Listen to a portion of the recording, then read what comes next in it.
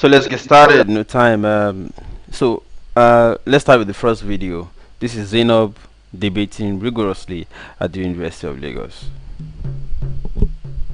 We are not saying that there should be no election, but what we are saying that the 2015 election would be a red-lettered event to Nigeria and for Nigeria. In 2012, May 16th precisely, General Muhammad Buhari, a presidential aspirant, said, and I quote, "If what happened in 2011 should happen again in 2015, by the grace of God, the dog and baboons would be soaked in blood." Shortly after that, a few other political actors have spoken in the direction of Nigeria's quality being impaired in 2015. Such actors range from Asari Dokubo to the United States of America. The 2015 election thereby becomes a critical factor in deciding whether Nigeria will remain a corporate entity. With utmost sense of humility and respect, I set the best vibration of the day by saying, "Good day, Mr. Chairman, panel of judges, accurate timekeeper, co-debaters, ladies and gentlemen. I am Olaitan Zainab, representative of Faculty of Social Sciences, and I stand on swerve to convince you that the 2015 election we will not make but mar Nigeria.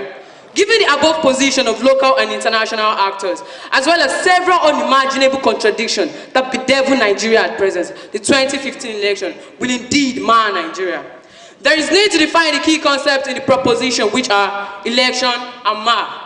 According to Arrow 1963, election is a formal decision-making process by which a population chooses an individual to hold public office, while mar is to damage the good condition of something, to impair the quality of something. In the words of Bruno Korashidi, history is the light that illuminates the past and a key that unlocks the door to the future. Let me even historicize the political entity called Nigeria as a prelude to knowing how the 2015 election may mar it after a period of 100 years. Nigeria was a product of historical accidents. The merger of different micronationalities in 1914 eroded the birth of Nigeria. Was there a social contract before this marriage of inconvenience? No. This merger was done for administrative and exploitative reasons. This fact reflected in Los Lucas' book titled Drum Mandate in Tropical Africa. As a result of this, all socio-political structures of Nigeria has been defective right from the outset. And like the common proverb, the house cannot stand if the foundation is destroyed. Election is a structure of democracy and governance. It started in 1922 as a result of the elective principle introduced by the Clifford Constitution. The elective principle sowed the seed of discourse between the North and the South. The South was given the right to elect, while the North was left in darkness. Political consciousness and level of education was better in the South, while none existed in the North. Election in Nigeria has been characterized by massive rigging, stuffing and election boxes, results doctoring, as a result of the zero-sum game mentality of our political gladiators. From the 1964 to the 2011 general election, Nigeria's corporate existence has been questioned. Even the 1993 election that was adjudged to be free and fair was not credible.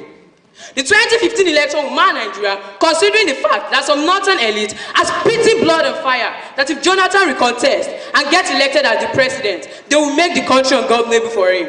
Whereas, the people of the South feels if he does not recontest, even if it means shedding of blood, they will make him recontest.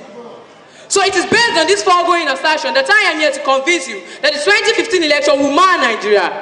My points are, attitude of our political class. According to Vilfredo Pareto, Mosca and Michel, the elite share 3 C's, which are consciousness, coherence, and conspiracy. These three C's are used towards state development and order. However, the Nigerian elite have used this in instigating violence and insecurity during and before election. Nigeria lacks a cohesive dominant class that can foster hegemony to institute social order. That is why Claude Ake, in his monograph, Is Africa Democratizing, said, "Our political elites are allergic to democracy as well as neurotic in their pursuit of power. And such mentality would do no good to Nigeria, but to damage our political system, political culture." The 2015 election will mar Nigeria because we have a parochial political culture. Most people often see the election as a battlefield, which is an attestation to where our political gladiators make use of thugs and mercenaries in order to win election at all costs. This is also why an average Nigerian is made to believe that violence is the language of election, preferring the bullet to the ballot, and this will lead to chaos in Nigeria come 2015. Weak institution. According to Robinson and Asemoglu in their book titled Why Nations Fail. Nations fail as a result of weak institutions. Our military has not been able to protect the sovereignty and territorial integrity of Nigeria because... Are you educated? Oh, simple yes or no. Now, that was Lighton Zeno. I At the time I was still freelancing for Sahara TV, so I know about this particular video. And then in the week that followed this particular event you just saw, a pageant that was going on the campus, Unilag Miss Unilag beauty pageant was concluding, and so let me quickly review that. Some of you that saw my live chat with EduGist's person yesterday, Boniface, Elvis, we were talking about this event, so I decided to quickly go and fetch it out, and we should talk about it. So I'll show you the next video now, which is about I just stumbled on the person who won the Miss Unilag pageant, and then I saw the perks she got. This debater you saw just now was awarded 50,000 naira on a laptop. Okay, so that was for brain, the reward for brain there. And then the week that followed it, we saw the person who won the Miss Unilag pageant versus this person, and the person who won Miss Unilag pageant was given a car, brand new car, and some other sumptuous mouth-watering perks.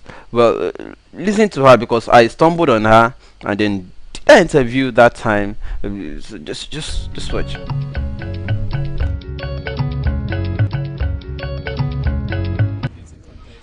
It depends. It depends. Who knows? Never say never.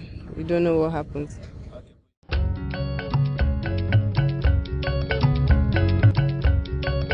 Oh, yeah, I had started this since my 100 level. I did something in school, one of the hostels in school rather. And this is like furtherance of that dream. So yes, I have always had it in mind to do something like this. So as a lawyer, it's kind of tasking to combine both, but I can never tell, but I won't mind going further in it. Yeah. So you won't mind leaving law and I can't.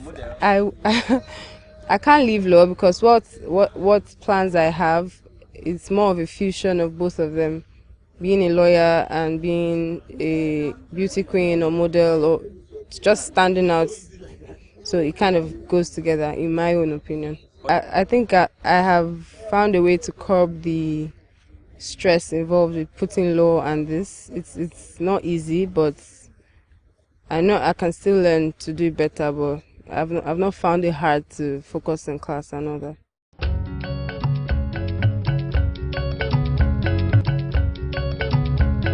There are a whole lot of perks attached to it. I can't begin to list it, but it feels really good. Knowing that, yes, I wanted it so much. Obviously, everybody wanted to win the car, but I told myself, win or lose, I'm a queen. Win or lose, I'm a winner. So it feels very awesome. With the platform I have, with the other gifts that came with the car, I know I'm at a better place than I used to be before.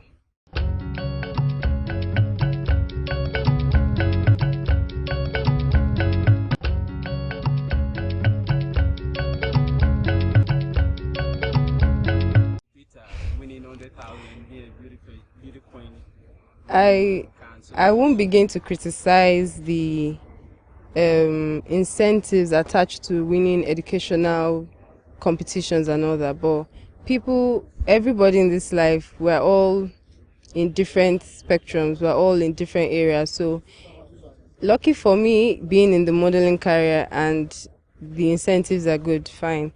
Being in the educational line, I can only say that yes, improvement is needed. There should be better incentives to bring people to cherish that line. So I won't say better for me and bad for them, no.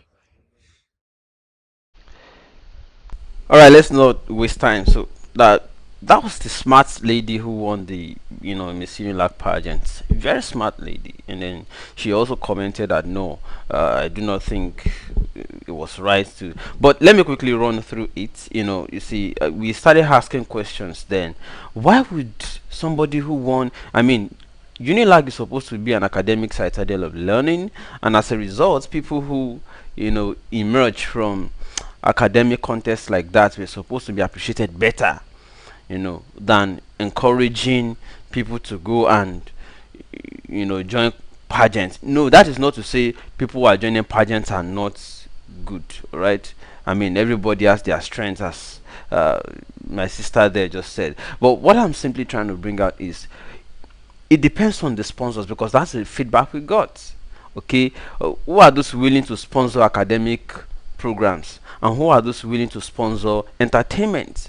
Now we then just juxtaposed the two and found that, hello, it is actually that most of these people who are supposed to fund academics are not doing so. All right, and then we found there are more people funding non-academics, like funding, they are busy funding pageants, and then those ones to have their interests. You see, the people who are funding pageants, they have interest, and their interests are better protected with the one that has more fans and more following. But why do you have more following for pageants and entertainment than you have for academic programs that should be beneficial to people? And then we discovered that it is because there are no funds for academics. Now let us look at these two scenarios we just printed with these two videos I just played for you now. If female students, for instance, or male students are aware that academic contests would give you a reward of 50,000 and a laptop to continue to struggle, like they say, the reward for hard work is more work. All right, and that if you emerge winner of a contest, you will have brand new car, all expense paid trips, you have you have deals, endorsement deals with brand companies and all of those. And would it not be better for me to invest more in cosmetics than books? All right, now that was Unilag, and it was supposed to be a place that encourages people to read more. All right, but sponsors are going to Unilag to sponsor pageants. They are not going to Unilag to sponsor research. They are not going to Unilag to sponsor academically inspiring contests or research or projects. Now it occurred to me, after doing so much of working myself up about this, that no, this should not be. It occurred to me later that if we truly want social welfare programs and fund researches like this, it would have to be crowd-funded. If you are waiting on government, you'll be wasting your time. If you're waiting on government, would be interested in sponsoring entertainment shows too. Now Lagos Fiesta, we have elaboration, don't forget, and then there is our brother Olik Olamide Live in Concert. They'll be busy sponsoring those ones. There used to be a time where Cowbell and a few other companies were sponsoring mathematics competition. I think they still do, but we need to encourage more companies to be coming up with things like this. If you want to know how a society will progress, you have to look at what they are funding. Okay, now there are countries, for instance, whose budgets for education and research every year is so huge, and you can see the result on them. Go to Unilag, we have professors of engineering, for instance, who cannot even tool together, or even do a research that will produce. Professors in Unilag are busy, changing date of rustication letter and name. That's the only thing they know how to write, rustication letter, if you offend them. But a professor of economy is supposed to be profiling solutions that will be applicable to solve Nigeria's economic problems, especially when we're in recession. But no. How will they even do it? Because there are no funds for them. And that is why they became political hallelujah boys. Apologies to Obayagmo.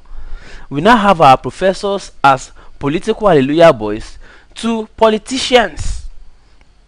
They are now divided behind different politicians. Some sections for Tinubu, some sections for at the point for Saraki, different people coming up, those that are for APC, those that are for PDP.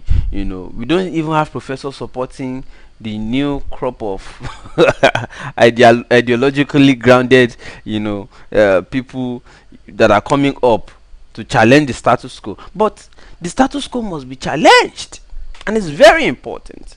Now, there was one instance I asked questions on campus, and I was asking people, say, okay, please let us do this. If you bring Wizkid to University of Lagos on a day, and you bring Professor Patutomi to campus, or Wole Soyinka to the same campus on the same day, now you bring Soyinka to the main auditorium, I think they call it Ade Ajayi Auditorium now. You bring Professor Wole Soyinka to Ade Ajayi to come and discuss solutions to Nigeria's problems. I'm seeing your comments, and I'm going to be replying to the comments very shortly, so keep them coming. Now, Professor Ade Ajayi is a good suit that has air conditioners, good AC, and all of that has seats, designed in the form of amphitheater, and all of that, conducive. And Soyinka will be there to talk about the problems of the country and solutions. All right, and then it will be free. Versus on the same day, you are bringing Wizkid to Unilag, okay, and it will be at the sports center on the football pitch, and they will pay to enter, and there are no seats. They will be standing to be yelling and praising Wizkid. That is what they will be doing. Ladies and gentlemen, let us compare the two. Which one do you think students will attend? It is the same campus, so Wole Soyinka at Ade Ajayi Hall, conducive, free, to talk about the solutions to Nigeria's problem, versus Wizkid on the same day, the same time, on the same campus, sports center. They will stand and they will pay to enter the sports center. Guess which one our students will attend, and what is the reason? Let us discuss that. Alright, are you ready? Let's discuss it. So I want ideas. Number one, why do you think they will ignore Wole Soyinka to be attending Wizkid on the same campus? Wole Soyinka is not collecting money, Wizkid is collecting money on the same Unilag campus. And I will tell you that this happened right in my front. Now, there was this day, it was 2015, when they brought governorship candidates in Lagos State to come and debate their policies and programs, and they invited students to come and watch them and ask them questions, because one of these people will be a governor in soon time soon. As the election was fast approaching. Now, Ambode did not attend of the APC, but candidates of other parties attended. Meanwhile, University of Lagos students did not even fill a quarter of that hall. As I stepped out of the hall, by the time we rounded off, guess what? Marere Hall is not far from that Ade Ajayi Hall. Conducive, there was AC, everything was cool. Security, everything was there. As I stepped out of the hall to make for, as if I was proceeding out of the gate, I got to Marere Hall, and I saw students crowding the front of the Marere Hall, the entrance. They were crowding it like it was a big deal. And I went to check what is going on here. They were excited and jumping and shouting under hot sun. Guess what? It was Nyanya that was performing for them. And I'm like, hey, something that is supposed to be of benefit and importance to this country and talk about our future is going on right there in the hall. You students are not attending it. You are here listening to Nyanya and dancing and shouting and healing and yelling. But what do you think is responsible for students following bling bling and all of it? Because it's fluff. Something that you can watch on your YouTube, you can watch it, and you still go and die for it under the sun. When the ones that will promote intellectual discourse and bring about the progress of your country and all of this, you ignore them. That's where we found ourselves in this country. Well, we are about to start a program that some of you already know. If you have seen the video I played at the beginning of this show, this live broadcast, you will understand with me that there is need for us to promote intellectual quantities and qualities in this country, because the people who are interested in progress of this country are very minute compared to those ones who are the second career. I call them second career category. They have that slang. They say second career kokaye. They shall just want to have money. Kinshati low, you know. But there are younger people who have these dispositions at the early stage, that if these dispositions are reinforced or nourished, they will grow up in that, and it will help a lot. Whereas if we don't promote these things in these people, the problems we are going to have in the eventual is that they will be discouraged and they will join. It's like jumping ship or leaping. They will just cross and join their counterparts who are doing the shaku shaku thing, and the quality of country we have will depend on the quality of young people we have.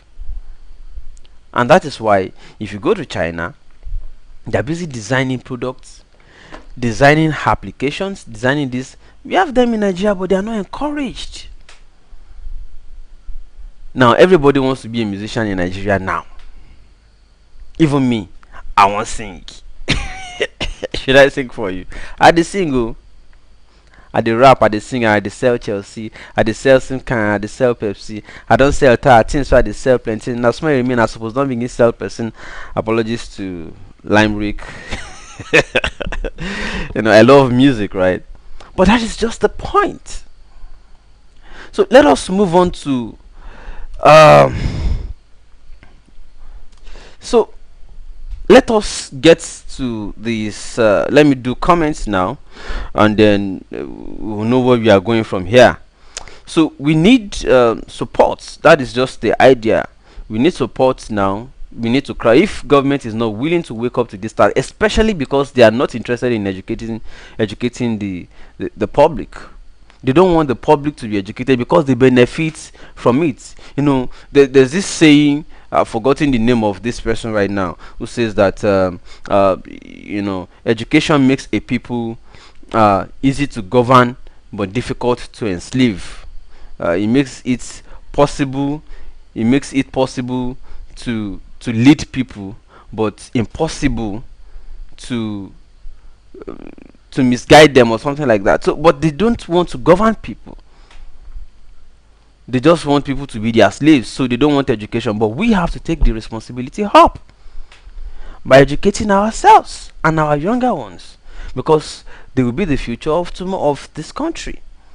So we have to start doing it by ourselves and crowdfunding what we believe in. Your 2 naira, your 3 naira, your 5 naira, we will do it. Okay, kudos to Cowbell and a few other companies who have been sponsoring mathematics competition and all of those things that we have been seeing. Kudos to them. But they can't do it all. They need this country is big. So how many people can they support? So we need to start stepping in by ourselves and be responsible. So all those money you go to buy one table for 10 million at one concert or show and all of those things, if we start putting it into where it matters, we will reach this country. And that is the idea. So I am interested. I've been interested from long time to be doing programs like this. But this is the time. I think this is the right time for us to now. So if you want to partner with this program, please, it is very important. We want to start going to schools to be organizing this kind of current affairs issues, debate. For instance, most of our young people, if you ask them about global climate change, they don't even know. Global warming, they don't know. They have no idea.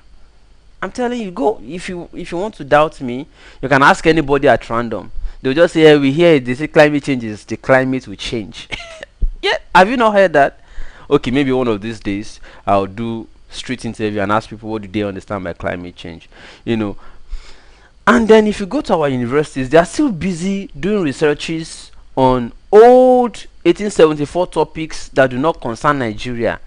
For instance, somebody is still doing research in at University of Lagos, LASU, Yaba Tech, Nsukka, they are still doing research on theories of some old and dead people of Greek, Latin American, those people, German philosophers. You are still citing Max Weber and all those people, bureaucracy and all. In 2019, in Nigeria, they developed those theories to suit their own time and place. And we have professors here who are not designing something that suits our own, circumstance, situation, and all of this in Nigeria. Where are we going? But if the moment we start catching, the earlier we start catching them young from here, the better for us. Let me do comments. Olanrewaju Muraina on YouTube, thank you so much for corroborating. Adelanwa Adejoke, no production and manufacturing power because everyone is running to entertainment. People who don't go to school begin to make edge despite not being educated. Even youths have lost interest in so-called education because nobody cares to support it. Big shame. Guess what? Master's degree is now like pure water. They don't. People just go to school, come out, and they return to the society only to discover that there's nothing in the society. Nsima says sing now. Okay, Shebi, I don't sing for you. Kelvin says agreed. Luis Obe says the rapper. Yeah, Shebi, I don't rap for you now. You don't know, say I sabi the thing. Adelawa Adejoke says God bless you for speaking always on quality of life. It's very important. Alright. Moses or Somi Andrew says nice one, bro. Adelanwa came back to say knowledge will liberate people from poverty and bondage. So those who owns the money can never support any program that will liberate people the Lord over. No, but there are people who are interested in, but usually I know that those ones do not have much. Alright, those that have much are not interested. Those that are interested don't have much. But those that don't have much are the ones that matter, because it is their own little that will do the push. Alright, but the moment we start, it will deposit something in the mind of those that have much too, to want to say, okay, let us do this together. So we are looking for partners, and that is the crux of the matter. We are looking for partners. Alright, and we have to do this. We can't wait anymore. The government, we don't have government, so let's forget them. Alright, let us do what we can do as individuals. We need partners to start going to schools to organize this. We want to start identifying quality children among these people and using them to influence their peers. I hope you understand. We want to identify the good ones, okay, that have those qualities from the start, and then we want to start using those ones to influence their peers. Little by little. Before you know it, we'll get there. All right, Kako Onukum Moekun, dude, I watch you every time I can. Well done, bro. Thank you so much. We'll get there together. Don't worry. All right. So, and that's it. So if you're joining late, you may not exactly understand what this gist is about, but I'll encourage you to, once we end it, do a playback so that you have full grasp of what this is about. All right, some people might be wondering what is the number to call you on. I think I should put it on the screen so that if you want to partner with this project, we can do this together. All right, 081 70 74 74 24. And actually, if you do not mind, I would kind of prefer it to be WhatsApp. So let me put it there, WhatsApp. Alright, so let me put that on the screen. Okay, great. So if you do not mind, you wish to support this project, that's the number to reach us. Let's do this waka together. We need to walk the walk for this country to get there. Adelanwa, how can someone contact you about partnering with this vision? Yes, I think I just responded to that, right? The Janot David says, God bless you for speaking mind. And God bless you for also having that kind of mind, because it's not easy. What we confront every day is not cheap. It's not easy. You go on the streets and you are saying one thing, your peers are saying second kaye. So while we are still working on this generation, the ones that are coming up, we want to start blocking them at the doorway to say, okay, you are not rotting yet, so we can still do something about you. All right. So we want to go to that generation as they are coming up, the ones that we can still rescue among the contemporary youth, who would continue to do, but the ones that are still fresh, that are not yet corrupted, we will do what we can about them. So that's the number on the screen, as you can see it at my front now. So I will end the show now, because I don't want to make the broadcast too long. This is almost 12:30 a.m. and people are online watching me. Well, it's a great one. Because of people that will be playing back, I don't want it to be long, so I want to leave it at this point. Ladies and gentlemen, okay, I played Zainab's video, and let me also give you an update that Zainab, the lady you saw doing that debate, last I heard from her, she was in South Africa. She just concluded a master's program, so I'll check with her again to know what's up now with that. So yep. So I'll round off this show by by playing the complete part of Zainab's debate. All right. So some of it that we're already enjoying it from the beginning, see a little more of it as I round the show off. Okay. Bye for now.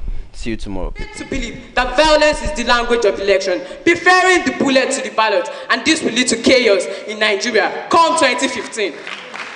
Weak institution, according to Robinson and Asemoglu in their book titled Why Nations Fail. Nations fail as a result of weak institution. Our military has not been able to protect the sovereignty and territorial integrity of Nigeria because its orientation was mercenary. It was meant to protect the ruling class. It has become a pawn in the hands of the ruling class to intimidate and combat election.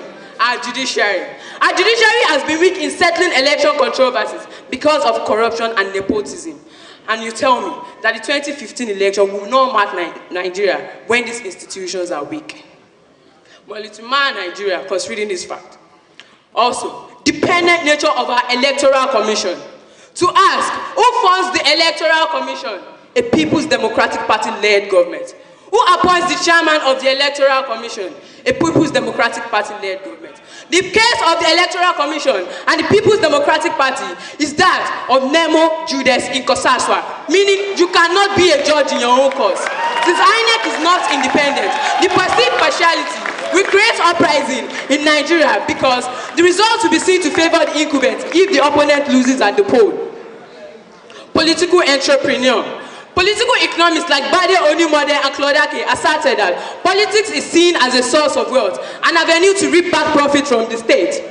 The state is more or less like a privatized entity where the so-called investors, the political godfathers, must reap their profits. So if the election result does not go in their favor, they will use all means possible to make sure it goes in their favor because they know the economic gain they will reap from it, which will damage our economic system. Power of incumbency. In Nigeria, a serving president has never recontested and lost in Nigeria. The 2015 election will mar Nigeria because the opposition party without enormous resources like that of the incumbent would employ all possible means in order to dislodge the incumbent. According to Schneider 2012, the incumbent can manipulate election process through manipulation of electoral tribunals and the use of state resources to bankroll election campaign. The 20 billion that is missing was alleged to have been reserved by the incumbent to combat the 2015 election. And you tell me the 2015 election will make Nigeria. Insecurity. According to section 14, subsection 2, paragraph B of the 1999 Constitution of the Federal Republic of Nigeria, the security and welfare of the people shall be the primary purpose of the government. However, the northeastern part of Nigeria is nothing but a semblance of the Opatian state of nature. Now, to ask, how can a free, fair, and credible election be conducted in a violence-ridden environment? It is impossible. And on the other hand, if the election is not conducted in that part of the country, whosoever emerges as the winner will suffer legitimacy crisis, which can lead to war. Come 2015. Lack of moral ethics. In Nigeria, we lack ethics such as honesty, patience, and hard work. Violence and other means are seen as a normal procedure to get to the upper strata. There are no laws punishing offenders that engage in electoral crime, such as underage voting. With the approach of the 2015 election, lack of moral ethics will mar our democratization process in Nigeria. To even ask, was there a democracy in Nigeria? No. So, all this will only damage our political system, economic system. It will cause a dent on our image, both locally and internationally. Well, it is good to be patriotic, like my opponents are doing, but honestly, only someone who is looking through rose-colored glasses will tell us that the 2015 election will make Nigeria, because self-deception is the greatest form of deception. So I leave you with this word, that the only thing we learn from new election is the fact that we've learned nothing from the previous one. So I stand to conclude that the 2015 election will not in no way make Nigeria, but it will only mar Nigeria.